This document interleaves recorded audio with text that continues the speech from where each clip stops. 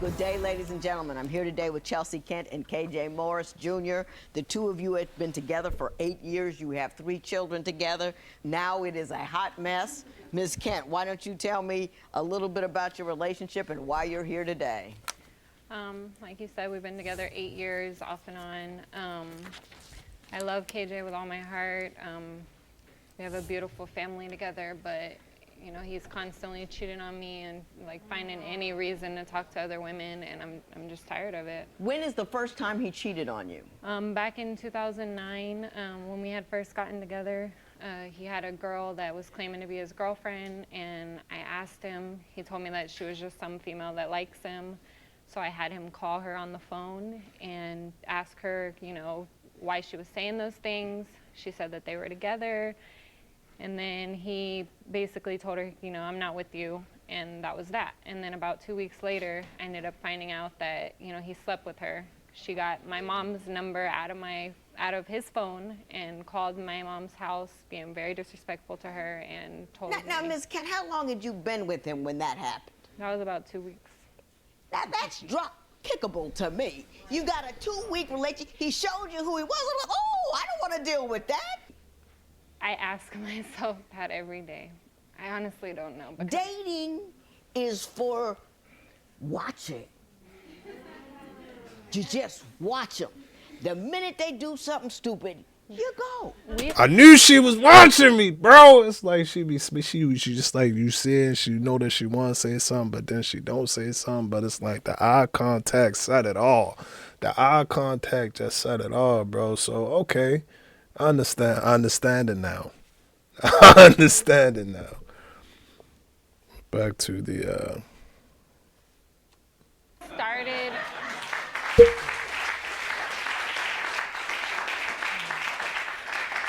KJ and I started out as friends. So we were friends for about a year before we even started dating. So we had already kind of built that friendship. So. And then you stay friends after you drop him.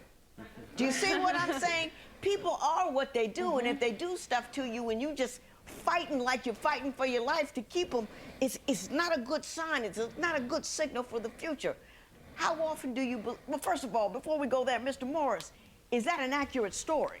Yes, it is an accurate story. I did cheat, but my justification is when we first got together, I was letting her know I didn't want to be in a serious relationship. And she was stressing to me about being in a relationship, she likes me, and all of that stuff, of things of that nature. And I was telling her, I like you too, I want to date you, but I don't want to be exclusive. Right, correct. And she's like, no. And so she was so persistent that I just said, okay, let's go. Let me ask you. Nah, don't say she was so persistent. Like, you just couldn't resist. You agreed to it. You agreed to it, knowing damn well that it was wrong. You know that it's wrong. You can't lock up with a person after 2 weeks. After 2 weeks, bro, that's insane. That's crazy work. That's crazy work. So nah, don't try and put it on her and say that she was persistent. We gotta start taking accountability for the decisions that we make.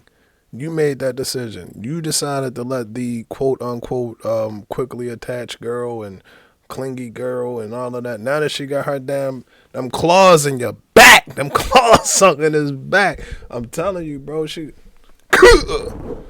and like none of them, they locked in, they almost connecting, bro. Yeah, now you trying to reach out for help, but this is the decision that you made. The decision that you made. You ain't had to keep her around. You know, it was cool. Nice to meet you. Keep in touch. Let me ask you this, Ms. Kent. You said you knew him for a year. During that year that you knew him as a friend, did he date around with a lot of different women? Not that I knew of. I knew of the girl that I spoke of earlier. I knew of her, but as far as I knew, that she was just a girl that liked him, and they were not in a relationship. So you never knew him to be a guy who travels about and has a lot of different women? No, I didn't. I really didn't. And how long after that first cheat did he cheat again? After that, we stayed together, and he cheated on me again probably about another 2 weeks later. And then we broke up. That's not right. Yeah. That's not right. Not at all. Well, what do you say happened? And then we ended up breaking up after that. and I ended up we went our separate ways, but we were still talking, we were still hanging out. And then I had went out of state, and then we were talking while I was out of state. I came back, and when I came back, we ended up getting back together because I got pregnant with our daughter. Mr. Morris, is that basically what happened? Yes. So y'all ain't break up.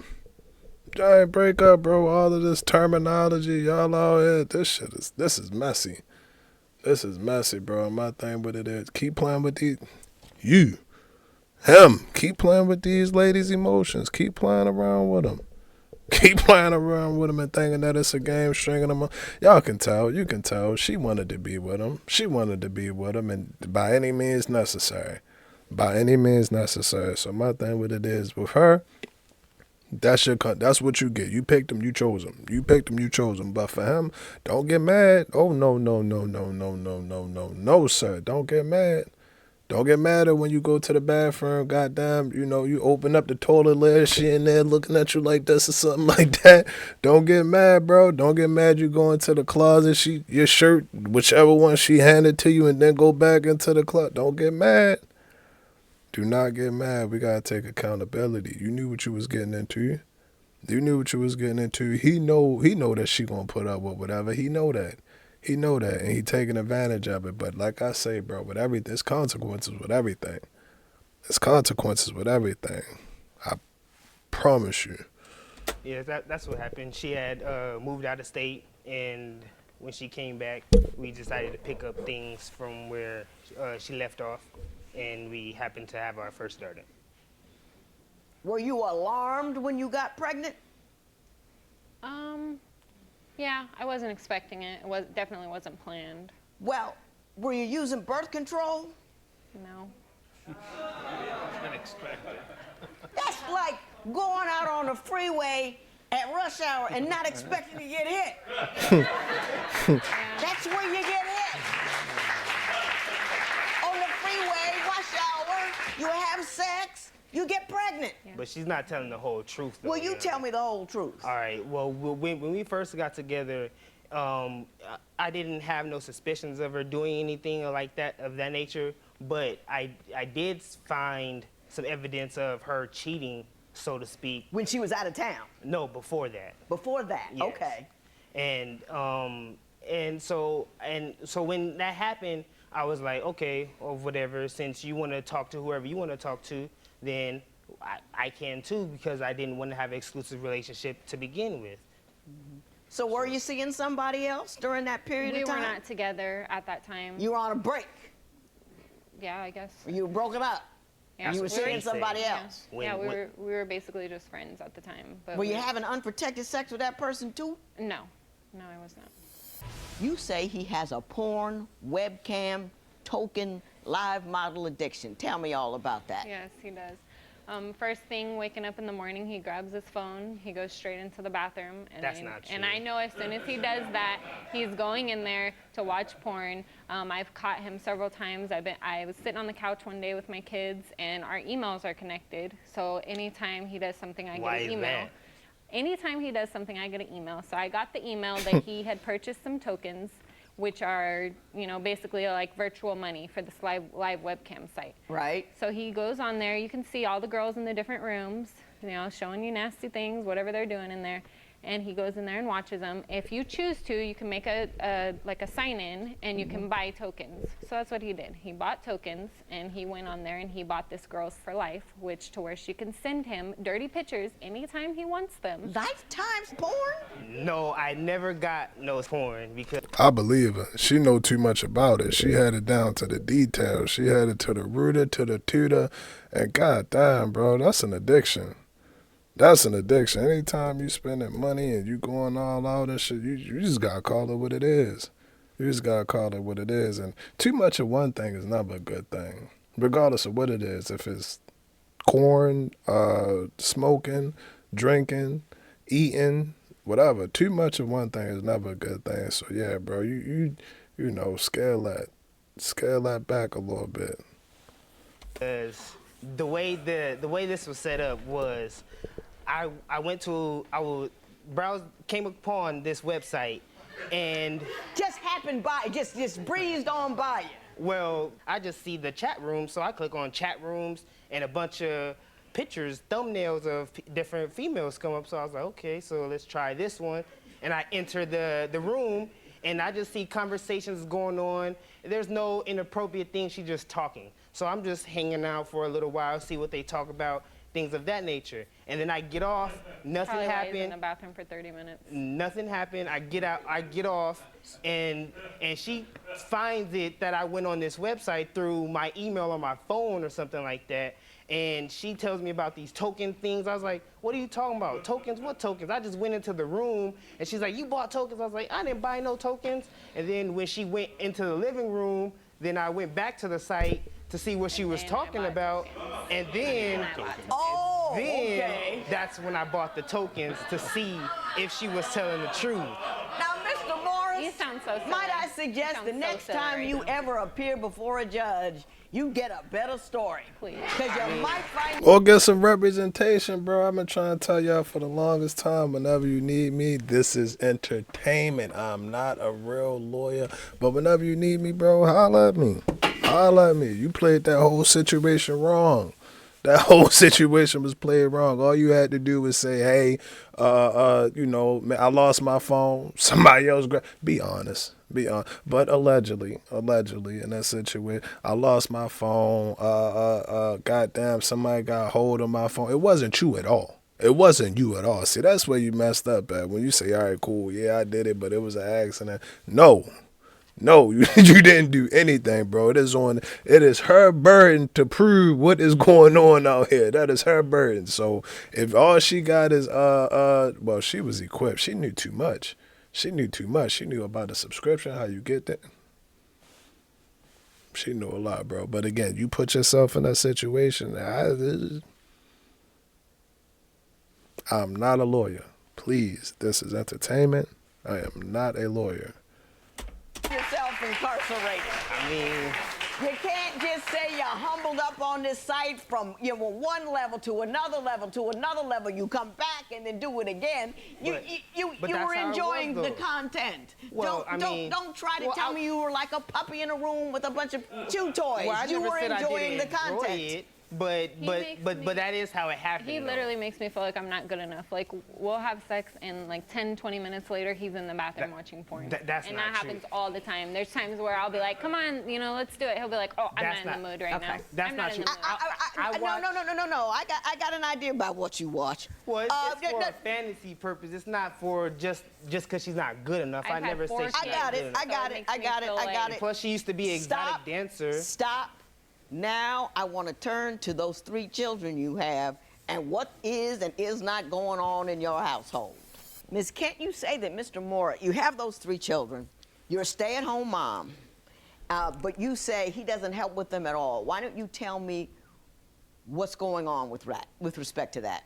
I'm not going to say he doesn't help at all. He helps, but as far as like getting up in the morning, getting them dressed, feeding them, changing their diapers, I do all of that. There's times like I have a 11-month-old, so if I'm busy doing something, he'll put my 11-month-old to sleep while he plays his game. So, he helps here and there. But for the most part, they're my kids, they're my responsibility. He didn't necessarily want me to have these kids.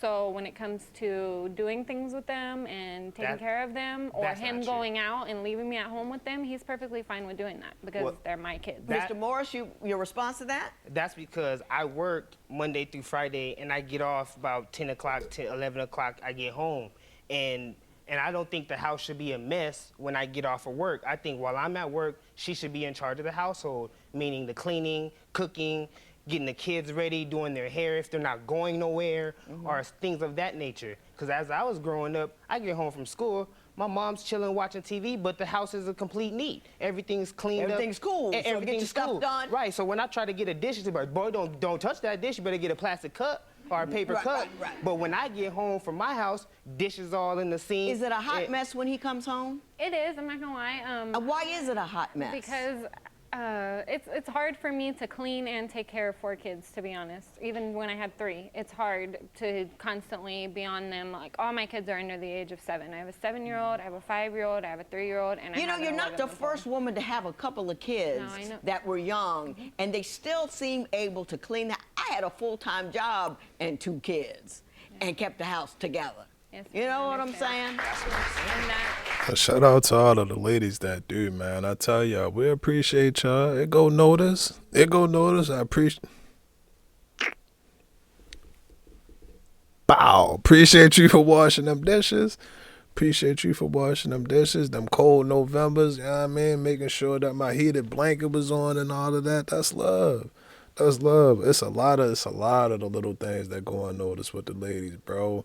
Pack you a nice little lunch and put it in your lunch bag. Might slip you a note or something in there. God damn it.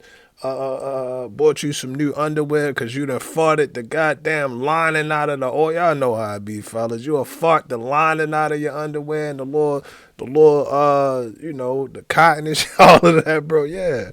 Yeah, don't take it for granted. Don't take it for granted. So again, I get what she's saying. I can imagine 4 children running around, bro. 4 children running around. But again, everything come down to like how you spend your time, manage your time. I agree with her. Not her, Judge. Not her. that's my biggest flaw. My You biggest have to flaw handle is your cleaning. business. Yeah, my biggest flaw is cleaning.